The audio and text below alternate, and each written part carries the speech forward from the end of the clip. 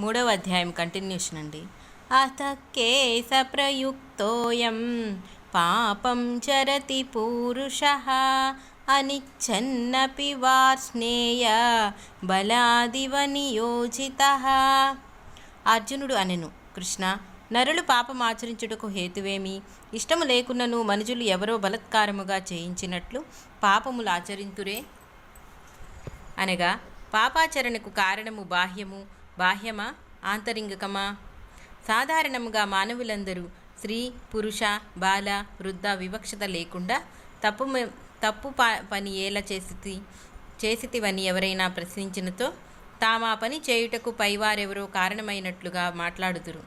ఇట్లు పాపాచరణ హేతువు అన్యులపై ఆరోపించుట మానవ స్వభావము. ఇది సత్యమా కాదా అని అర్జునుని ప్రశ్న.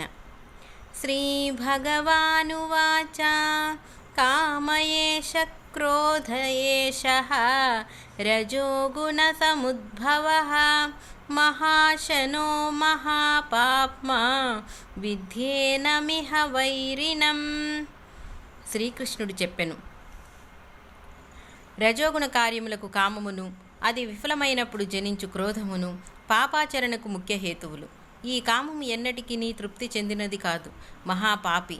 ఇదే జీవునకు మహాశత్రువన్యు ఎరుంగుము. పాపములకు హేతువు మనుజుని కామవాసనలే అనియు, కావున పాపోత్పత్తి మనుజుని అంతరంగమందే అనియు స్పష్టము చేయుచున్నాడు. కామము ఉపభోగము వలన ఉపశమించినది కాదు, దాని ఆకలి ఎన్నడూనూ తీరదు.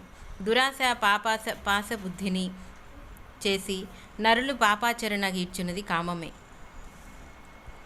ధూమేనావివ్రియతే వహ్నిః యథాదర్శో మలేనచః యథోల్బేనావృతో గర్భః తథా తేనేదమావృతం. ఆవృతం జ్ఞానమేతేన జ్ఞానినౌ నిత్యవైరిణా కామరూపేణ కౌంతేయ దూర్స్పేషే నేనానలేన చ. ఓ కౌంతేయ, జ్ఞానములకు సదా శత్రువగు ఈ కామమునిచే జ్ఞానం ఆవరించబడి ఉండును. ఇది అగ్నివలే ఎంత భుజించినను తృప్తి లేనిది. ఈ కామావరణము నిప్పుగా పొగగమ్మినట్లు అద్దమునకు మురికి పట్లినను గర్భమందు పిండమును మావి ఆవరించినను జ్ఞానమును కమ్ముకొని ఉండును. కామావరణ సాత్విక, రాజస, తామస ప్రకృతులను అనుసరించి 3 తరహాలుగా నుండును. సాత్విక స్వభావము కామవాసనలు పలుచనై పొగనిప్పును గ్రమ్మినట్లుండును.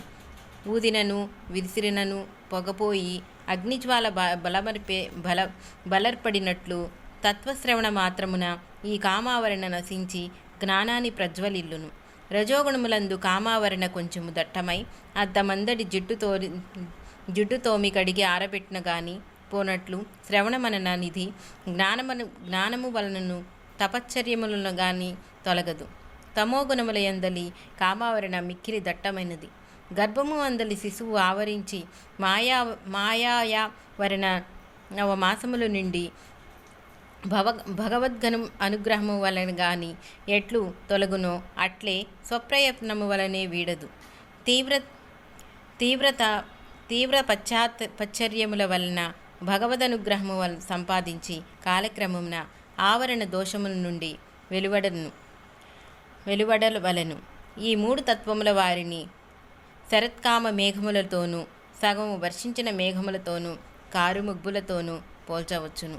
లేదా దీపమున ఉపయోగించు స్వచ్ఛమగు గాజు బుడ్డి కొంచెము పొగగ్రమ్మిన బుడ్డి దట్టముగా మసిబట్టిన బుడ్డితో పోల్చవచ్చును.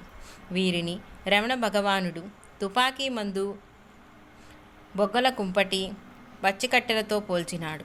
తుపాకీ మందు అగ్నిస్పర్శ తగలగానే కాలి బూడిదగును. బొగ్గుల కుంపటి అంటించినట్టుకు కొంత శ్రమ పడవలెను, కానీ పిదప క్రమక్రమంగా ప్రజ్వలిల్లుచూపోవును. పచ్చి కట్టెల అంటించుటకు ప్రయత్నించితే ముట్టించు నిప్పు కూడా ఆరిపోవును. కానీ ఇవి నిరుపయోగములు కావు. కొంతకాలం ఎండించి నిప్పు పెట్టినచో చక్కగా కాలును. శ్రీ ఉపాసనీ బాబా మరి ఒక విధముగా ఉపమించుచున్నాడు.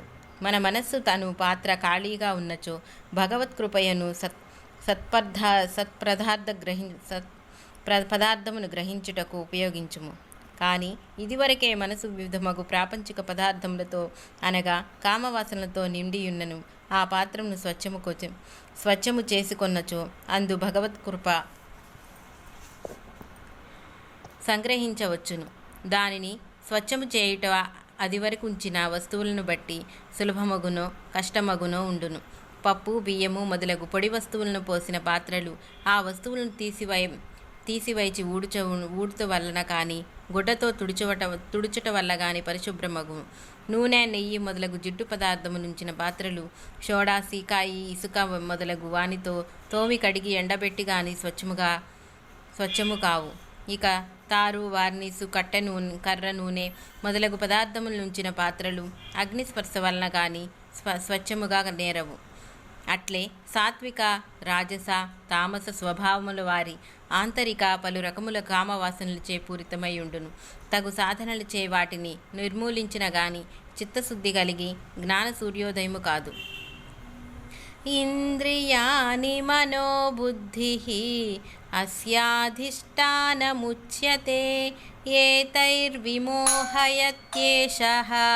జ్ఞానమావృత్య దేహినం. కామమడి ఈ శత్రువులను ఇంద్రియములు మనస్సు బుద్ధిను ఈ మూడావరణము నడుము దాగి జ్ఞానము ఆవరించి ఈ మూడావరణముల ద్వారా జీవిని భ్రమింపచేయును.